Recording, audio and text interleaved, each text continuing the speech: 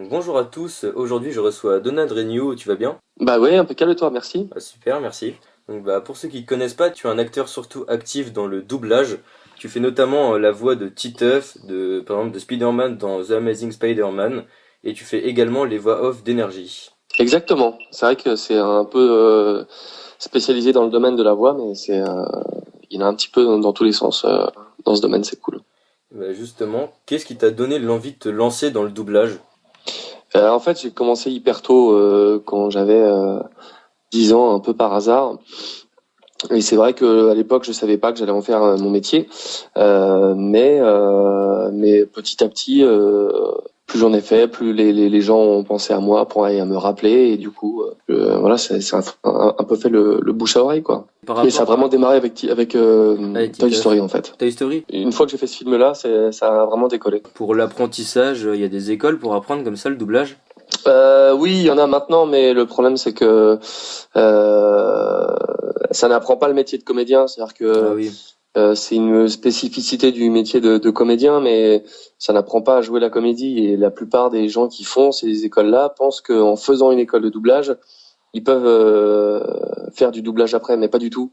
Ils apprennent la technique du doublage, mais ils n'apprennent pas le jeu de comédien. Et l'erreur vient souvent de là, en fait. Et ça, c'est qu'il faut être dans le personnage, faut jouer, faut vraiment faire de la comédie, quoi. Bah c'est le principe. Hein. Ouais. Quand un film passe, l'image c'est la VO entre guillemets. Et si la VF on jouait pas la comédie, ce serait pas, enfin, ça s'entendrait tout de suite, quoi. Donc oui, c'est un vrai métier de comédien, et ça, beaucoup pensent que pouvoir se recycler ou faire du doublage sans être comédien, mais Ah oui. c'est incompréhensible, quoi. Et comment ça se passe quand tu doubles un film, du coup, comme tu disais, il y a l'image qui défile.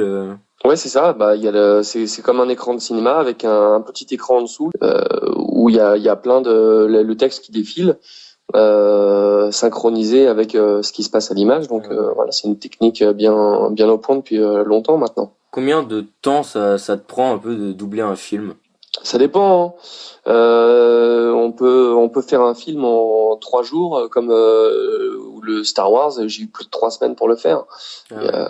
ça dépend du budget, et ça dépend de ce que veut mettre le client dans le budget doublage. Et c'est pas le cas sur tous les. C'est pas le même tarif Ah ouais. sur tous les programmes. Donc ça varie. Mais on va dire que pour un film complet, en règle générale, c'est 1 semaine, 2 semaines sur les gros films et 3 semaines sur les énormes. Je parle au global, je parle pas d'un comédien. Moi, en comédien, je peux faire un film en une journée ou une journée et demie, 2 jours et 3 jours si on a vraiment le temps. Ah oui, ok. C'est quoi le plus gros rôle que tu aies eu dans le doublage? Alors, il y en a eu plusieurs. J'ai quand même été gâté là-dedans. J'ai eu, je pense que dans le top 3, on pourrait dire Titeuf, Spider-Man, et puis après, c'est pas un rôle, mais la radio chez Énergie, c'était une super chance aussi, c'est cool. Ouais. Et en parlant de rôle, pour obtenir un rôle, c'est toi qui passes des castings ou alors c'est les producteurs qui t'appellent? Ouais, c'est ça. En fait, il y a les deux. Soit ils m'appellent en direct, et je suis convoqué directement pour un jour choisi entre nous, on se met d'accord. Ou sinon, il y a un casting, et puis là, c'est en fonction de ce que dit le client, mais même après 25 ans là-dedans, j'échappe pas à la règle du casting, quoi. Ouais. Justement, dans ta carrière, tu sais un peu combien de films, séries télévisées t'as doublé? Aucune idée. J'adorerais avoir le vrai chiffre, parce que même sur Wikipédia, où on arrive à scroller pendant 30 secondes avant d'arriver au bout de la liste, je suis sûr qu'il y a même pas un tiers de ce que j'ai fait. Ah ouais? Mais ouais, parce qu'il y a que les gros trucs. Ah ouais, Mais après les s'il y petits avait tout rôles. ce que j'ai fait, ce serait mais monstrueux. Et j'aimerais bien savoir. Ça doit être, Ouais, ça doit être ouf. assez impressionnant. J'ai même jamais compté euh, combien il y en avait de répertoriés thématique par thématique sur Wikipédia. Ah bon? Je serais curieux de savoir combien ça fait. J'ai jamais calculé. Ah ouais, ouais, ça doit être assez gros, ouais. C'est ça. Et du coup, comme tu parlais de radio par rapport à la voix off d'énergie, comment ça s'est passé la proposition? Très simplement, hein, moi, je savais que quand ils m'ont appelé, je me doutais de ce que ça allait être en fait. Et c'est vrai que c'était une chance énorme, parce que des radios, c'est un peu comme les chaînes hertziennes, hein, il n'y en a pas des tonnes. Mm. Je parle dans les grosses. Donc du coup, je me doutais qu'ils allaient me proposer un contrat de voix antenne, d'habillage. Et ça, c'est pas tous les jours qu'on peut proposer ça, hein. Sur les grosses radios, il y a pas de casting, il y a pas de, voilà, c'est que du bouche à oreille. Il faut qu'on pense à toi à ce moment-là précis. Voilà, j'ai eu la chance de faire une pub pour Coca qui était juste à ce moment-là, et les dirigeants l'ont entendu et ils ont pensé à moi. Donc voilà, ça s'est joué sur une pub Coca, quoi. C'est fou. Ah ouais, c'est fou, ouais. Ah ouais, carrément. Mais Ouais. par rapport à la radio, tu t'es jamais posé la question, t'as jamais eu envie, par exemple, d'avoir une émission de radio ou un truc comme ça?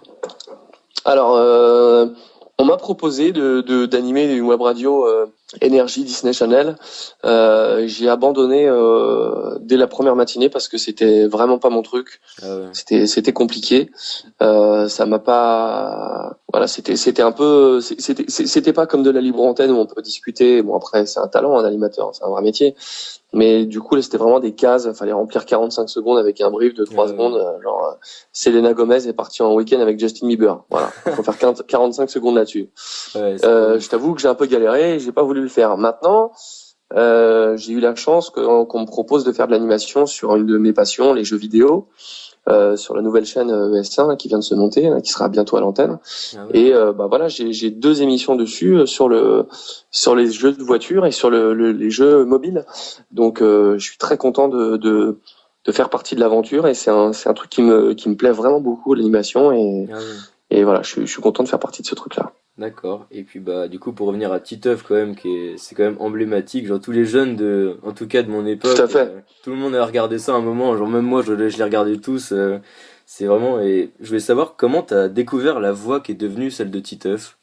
Bah tout simplement, quand j'ai passé le casting, je ne voyais que ça comme voix. Je voyais vraiment rien d'autre. J'avais Ouais. pas envie de proposer autre chose. Ce qui fait que ça m'a valu un petit coup de mou par rapport à la prod, où ils étaient pas du tout d'accord. Mais moi, je ne voyais pas autre chose et je leur ai dit. Ils m'ont dit bon bah écoute, si tu veux proposer que ça, eh ben on propose ça. Mais au début, ils étaient pas favorables, et puis finalement, ils sont revenus sur leur décision et puis ça leur a plu. Donc voilà, Ah cool. ouais, ok. Et bah genre un petit truc à te demander, est-ce que tu serais ok pour juste nous faire un petit jingle avec une voix de Titeuf? Ah, je pourrais pas parce que comme je suis en contrat d'exclus avec Énergie, si je fais un Ouais, jingle ok. avec du Titeuf, ça peut être compliqué. Ou juste nous faire un petit salut c'est Titeuf, mais genre pas du tout de jingle, genre juste comme ça.